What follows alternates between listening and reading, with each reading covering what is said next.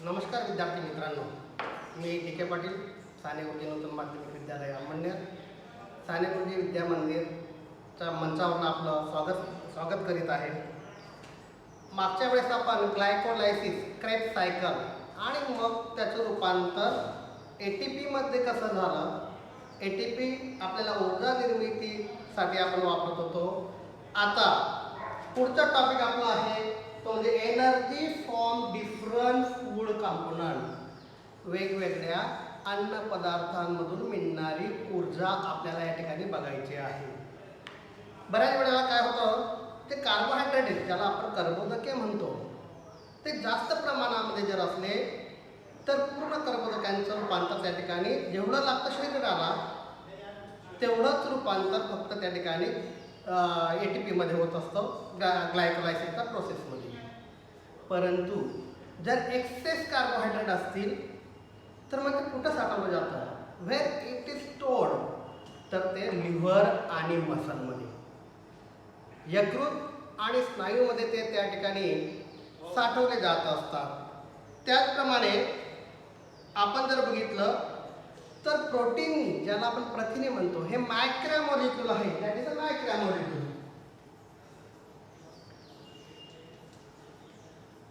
मायक्रोमॉलिक्यूल आणि मायक्रोमॉलिक्यूल म्हणजे मायक्रो म्हणजे अगदी सूक्ष्म, त्याच्यापेक्षा मोठे म्हणजे मायक्रोमॉलिक्यूल.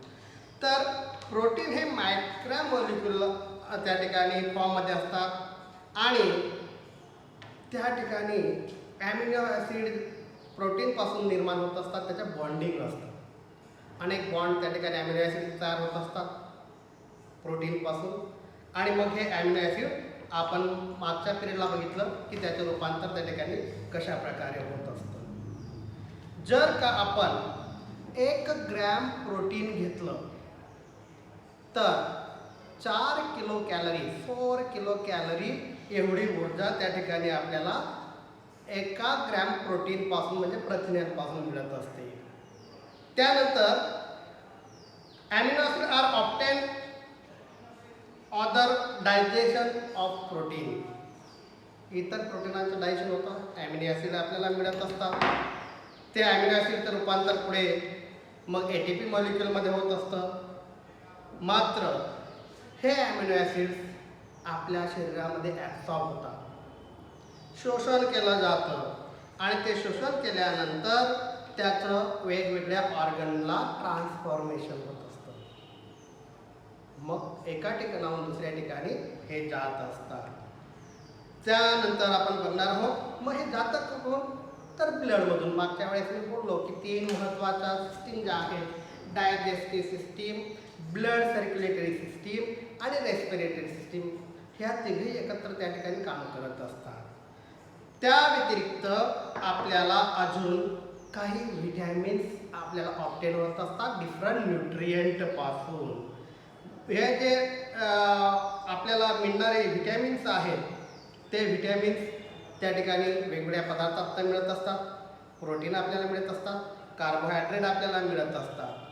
मग हे जे ॲमिनो ॲसिड्स आहेत हे वेगवेगळ्या ऑर्गनला दिलं जातं, त्या ऑर्गनपासून सेलला दिलं जातं, प्रत्येक पेशीला ते पुरवलं जात असतं आणि मग त्या ज्या ज्या ठिकाणी त्याची गरज आहे त्या पेशीला ती त्याचा वापर करते आणि ऊर्जा निर्मिती त्या ठिकाणी करत असते. जर बघितलं आपण हे ॲमिनो ॲसिडचं रूपांतर कसं होतं प्रत्येक ऑर्गनमध्ये, तर पहिलं आपण बघणार आहोत स्किनमध्ये ह्या ॲमिनो ॲसिडचं रूपांतर कसं होतं. तर त्याचं रूपांतर मेलॅनिन आणि केरोटीन, की जे केसांमध्ये ना आपल्या त्वचेमध्ये, तुम्हाला माहीत असेल की केराटिन आणि मेलॅनिनसाठी सनबाथ घेतात, त्यासाठी त्याचा ब्लॅक कलर त्या ठिकाणी निर्माण होत असतो. बोन्समध्ये मग याचं रूपांतर त्या ठिकाणी होतं ऑसिन, OSSIEN, ऑसिनमध्ये त्याचं रूपांतर होत असतं. त्यानंतर सेल्समध्ये, म्हणजे पेशीमध्ये, various protein of the cell membrane. आपण जर बघितलं सेल मेम्ब्रेन, पेशी भित्ती का आपण त्याला म्हणतो, ती याच्यापासून आपल्याला मिळत असते. त्याचप्रमाणे वेगवेगळ्या प्रकारचे एन्झाईम्स ज्याला आपण संप्रेरक असं म्हणत असतो, त्यानंतर पॅनक्राईजमध्ये इन्शुलिन त्या ठिकाणी सिक्रेशन होत असतं. त्यानंतर ट्रान्सपिन त्या ठिकाणी सिक्रेट होतं, म्हणजे त्याच्यामध्ये रूपांतर त्याचं होत असतं. पिच्युटरी ग्लॅन्ड ज्याला आपण स्वादुपिंड असं म्हणतो, ब्रेनच्या खाली ती असते. आणि मग त्यापासून त्या ठिकाणी various hormones, for example pituitary gland secrete hormone. कारण प्रत्येक ग्लॅन्ड ज्या आहेत, ज्या ग्रंथी आहेत, एंडोक्राईन ग्लॅन्ड त्याला आपण म्हणतो, तर त्या वेगवेगळ्या प्रकारचे हार्मोन्स त्या ठिकाणी सिक्रेट करत असतात. थायरॉइडमध्ये थायरोक्सिन नावाचं हार्मोन्स त्या ठिकाणी आहे. मग पिच्युटरी ग्लॅन्ड त्या ठिकाणी व्हेरियस हार्मोन्स सिक्रेट करत असतं. मसल्स जे स्नायू आहेत, स्नायूमध्ये ॲमिनो ॲसिड कशा प्रकारे रूपांतरित होत असतं, तर acting and myosin flexible protein. स्नायू आपण फ्लेक्झिबल आहे, त्यामुळे त्या ठिकाणी त्याचं रूपांतर आपण बघितलं ॲक्टिंग आणि मायोसिनमध्ये होत असतं. ब्लडमध्ये हिमोग्लोबिन आहे. या हिमोग्लोबिन याचा अर्थ जर बघितला आपण,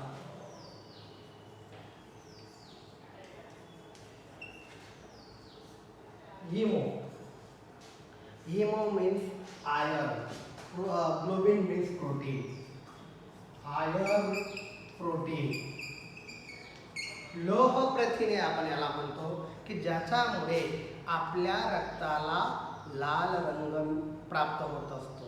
इन्सेक्टमध्ये ते नाही आहे. कुठलाही इन्सेक्ट बघा तुम्ही, कारण मोठा क्लास इन्सेक्टचा आहे. तुम्ही कुठलाही इन्सेक्ट घ्या, त्याच्यामध्ये तुम्हाला रेड कलर ब्लड दिसणार नाही, because haemoglobin is absent there.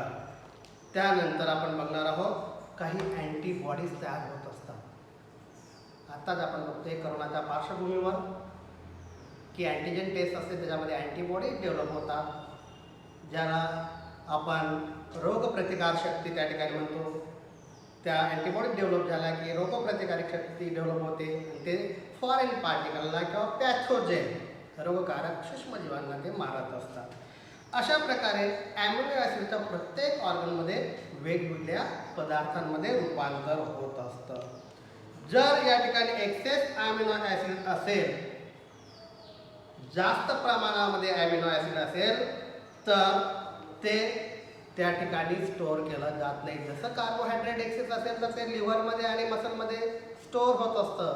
परंतु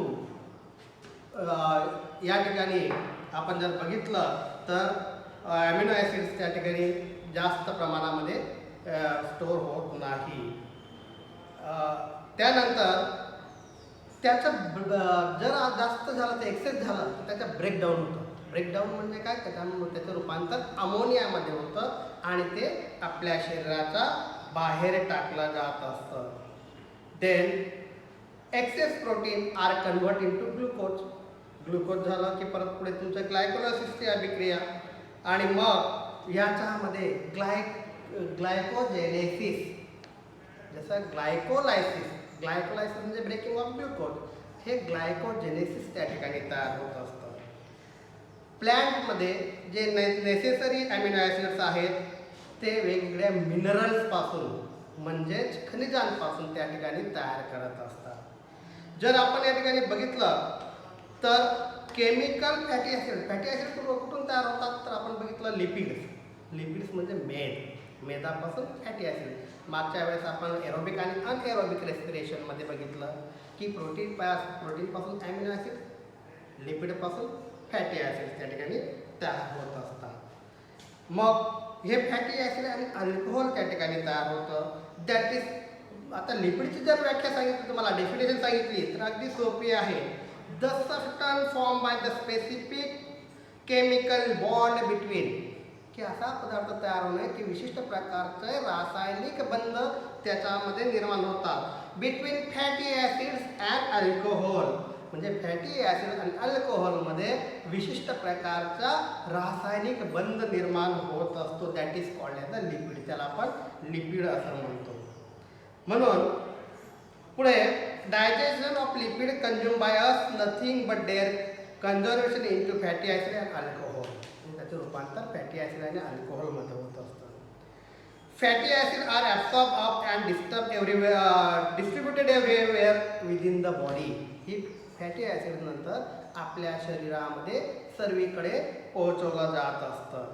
फ्रॉम दोज फॅटी ॲसिड, आणि मग या फॅटी ॲसिडपासून डिफरंट प्रॉडक्ट त्या ठिकाणी निर्माण होतात, ज्याच्यामध्ये आपण बघणार आहोत की फॉर एक्झाम्पल काही मॉलिक्यूल तयार होतात. त्या मॉलिक्यूलला म्हणतो आपण फॉस्फोलिपिड, आणि ते त्या ठिकाणी खूप महत्त्वाचे असतात. फॉस्फोलिपिड त्या ठिकाणी महत्त्वाचे असतात. प्लाझ्मा मेम्ब्रेन माहीत असेल की सेल असते, सेलच्या वरती एक प्लाझ्मा मेम्ब्रेन असते, आणि त्या प्लाझ्मा मेम्ब्रेनमध्ये पेशीद्रव्य असतं, ज्याला त्या पेशीद्रव्यामध्ये वेगवेगळ्या प्रकारचे सेल ऑर्गनेलिज असतात.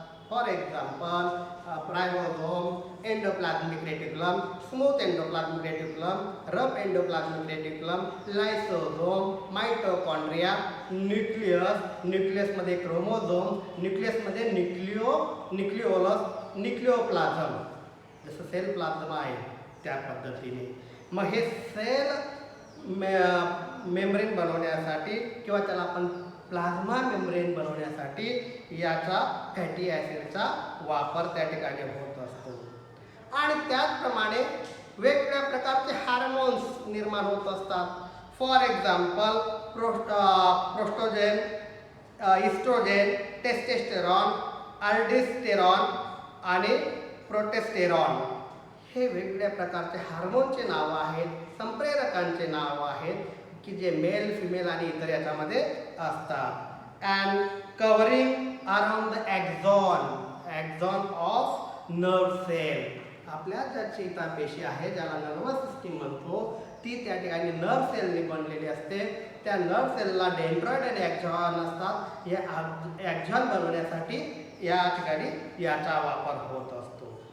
जर का आपण म्हणजे लिपिडचा रूपांतर, जर का आपण 1 ग्रॅम लिपिड त्या ठिकाणी घेतलं तर 9 किलो कॅलरी, 9 किलो कॅलरी एवढी ऊर्जा आपल्याला त्याच्यापासून प्राप्त होत असते.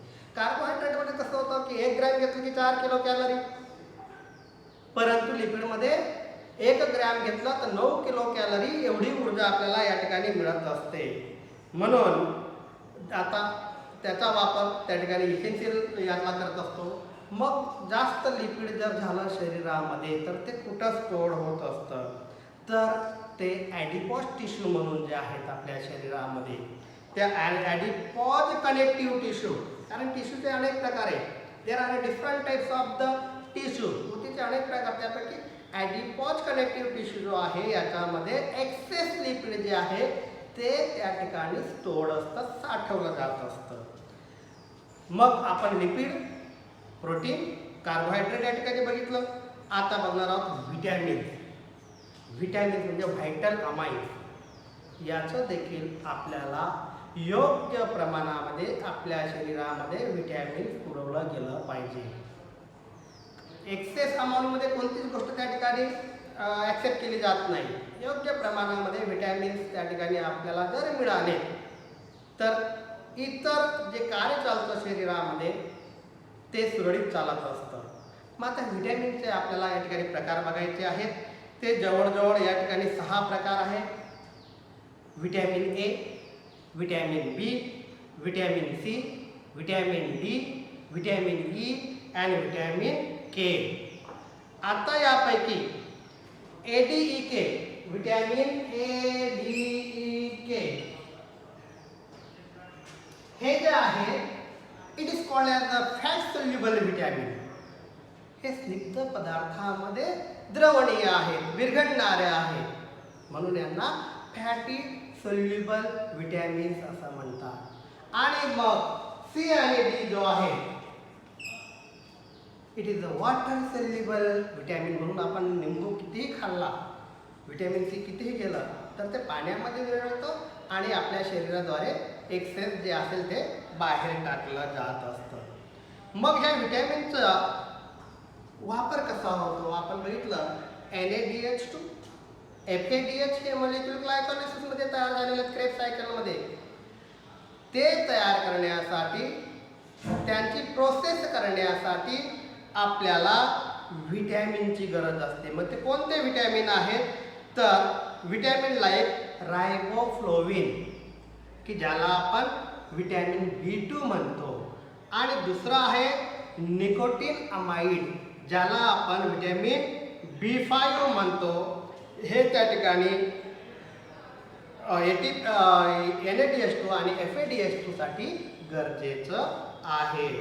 आपलं शरीर जर म्हटलं मित्रांनो तर जवळजवळ 65 ते 70% वॉटर आपल्या शरीरामध्ये आहे. जवळजवळ 65 ते 70% पाणी आपल्या शरीरामध्ये आहे. आणि प्रत्येक पेशीमध्ये पेशी द्रव्य असतं. प्रत्येक पेशीमध्ये जवळजवळ 70% म्हणजे 70% पाणी त्याच्यामध्ये असतं, ज्याच्यामध्ये आपण ऑस्मॉसिस वगैरे बघितलेला आहे. मग ब्लड प्लाझ्मा जो आहे, तर ब्लडमध्ये अनेक घटक आहेत. ब्लड प्लाझ्मामध्ये देखील जवळजवळ 90% पाणी आपल्या ब्लड प्लाझ्मामध्ये आहे.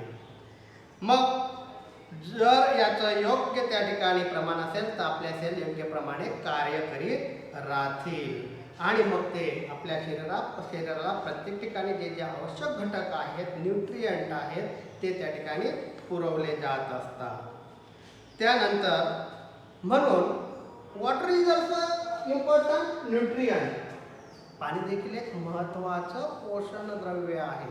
जसं प्रोटीन आहेत, कार्बोहायड्रेट आहेत, लिपिड आहेत, फॅट्स आहेत, तसं विटॅमिन्स आहेत, तसं पाणी देखील एक इसेन्शियल अत्यावश्यक असं एक न्यूट्रिएंट त्या ठिकाणी आहे. आता या ठिकाणी आपण विविध न्यूट्रिएंटचा अभ्यास केलेला आहे आपण, की कशा प्रकारे ऊर्जेमध्ये त्याचं रूपांतर होत असतं, पूर्ण शरीराला कसं ते आपल्याला देता येतं.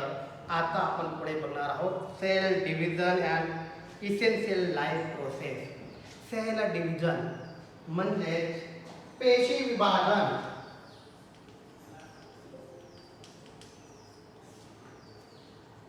सेल डिव्हिजन म्हणजे पेशी विभाजन. It is a essential process of life. जीवनाची अत्यावश्यक प्रक्रिया ही या ठिकाणी आहे. मग आता सेल डिव्हिजन दोन प्रकारे आहेत. There are two types of cell division. One is the mitosis and another is the meiosis. Mitosis कुठं होतं तर मायटोसिस त्या ठिकाणी सोमॅटिक सेलमध्ये होतं, आणि मिओसिस जर बघितलं तर जर्म सेलमध्ये होतं. आता सोमॅटिक सेल कोणते, किंवा ज्याला आपण मराठीमध्ये कायिक पेशी म्हणतो, आणि जर्म सेल जे आहेत त्याला आपण आपल्या रिप्रोडक्टिव्ह ऑर्गनमधल्या ज्या पेशी आहेत, for example eggs and sperm, याच्यामध्ये ते असतात. त्याच्यामध्ये मिओसिस होत असतं, याच्यामध्ये मायटोसिस होत असतं. आता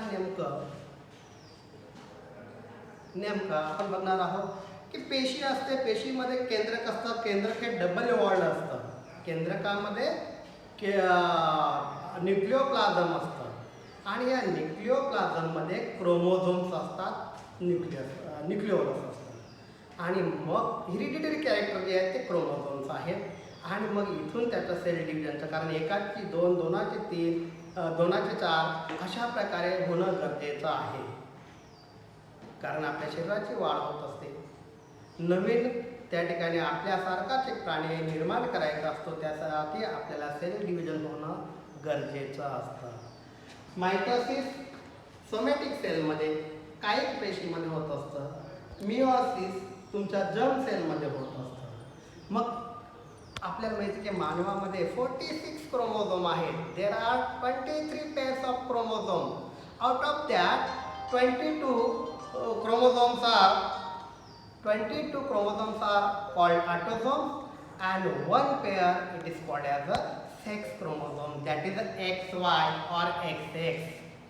आणि मग याची त्या ठिकाणी सरळ 2-2 भागामध्ये जर विभागणी झाली, कारण प्रत्येक इंडिव्हिज्युअलमध्ये सारख्या प्रमाणामध्ये प्रत्येक पिढीला क्रोमोझोम जाणं गरजेचं आहे. जर त्या ठिकाणी कमी जास्त झाला तर ॲबनॉर्मॅलिटीज त्या ठिकाणी तयार होऊ शकतात. आणि मग ह्या ॲबनॉर्मॅलिटीज कशा असतात ते आपल्याला पुढे ऑलरेडी या ठिकाणी दिलेलं आहे. मग सोमॅटिक सेल काही सेलमध्ये कसं असतं तर 2n आणि 2nचं रूपांतर कशा प्रकारे होतं, 2 भागामध्ये होतं का 4 भागामध्ये होतं ते आपण या ठिकाणी बघणार आहोत.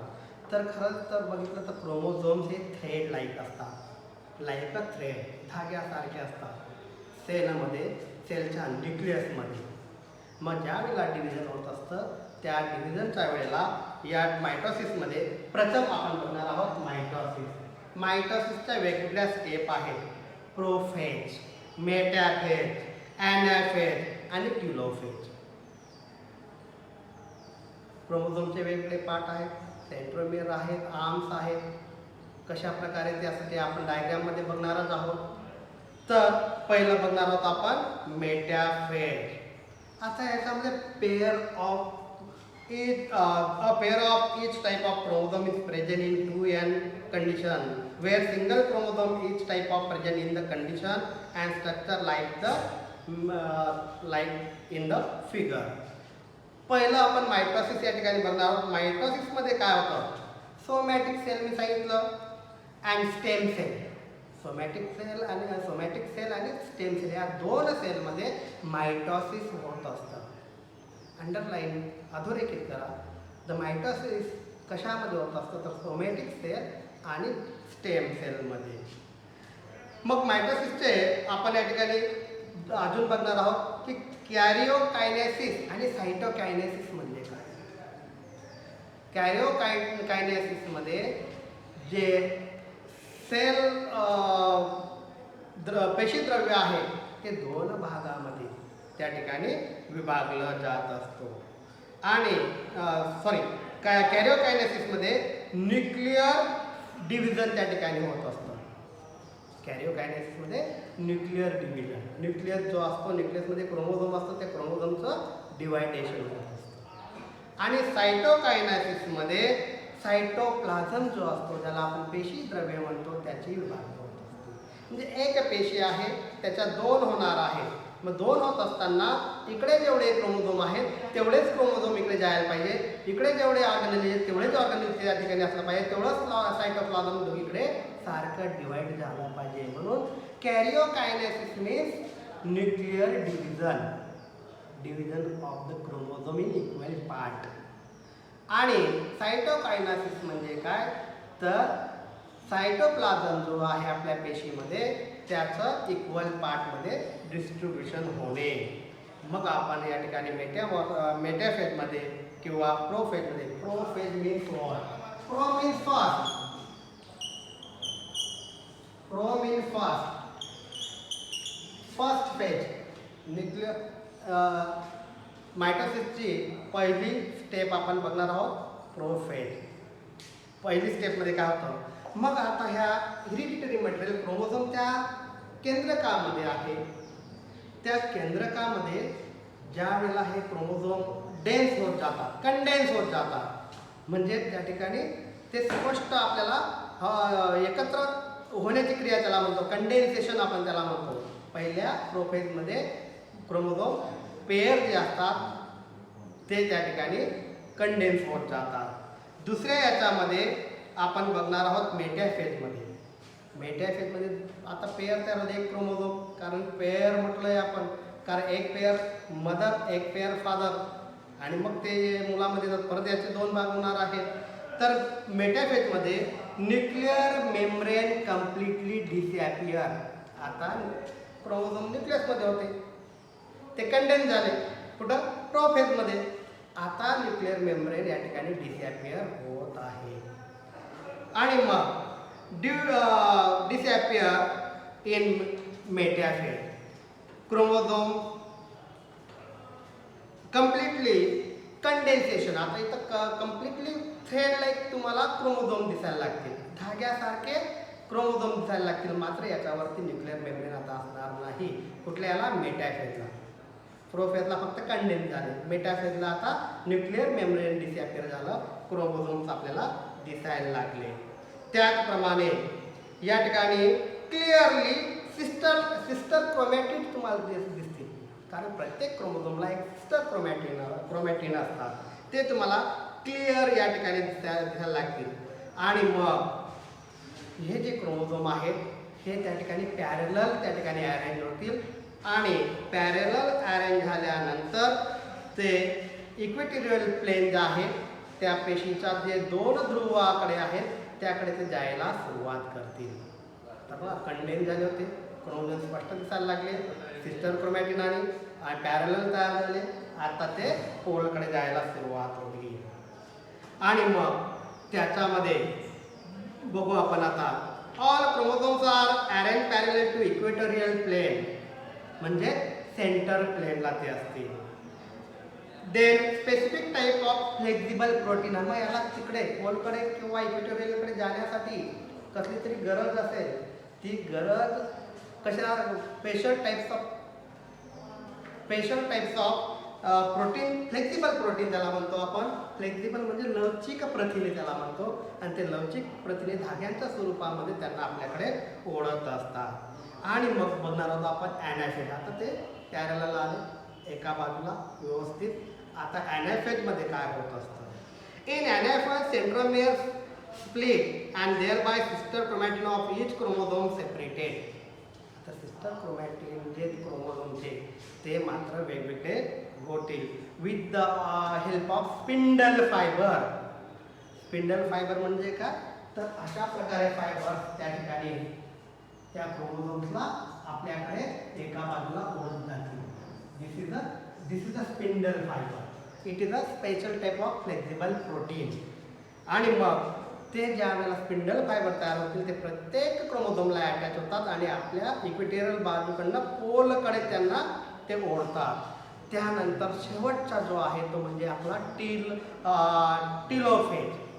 पहिला तुमचा झाला प्रोफेज, मेटाफेज, ॲनाफेज आणि आता टिलोफेज. टिलोफेजमध्ये काय होईल, तर त्या ठिकाणी 2 पेशी तयार होण्याची सुरुवात या ठिकाणी होऊन जाईल.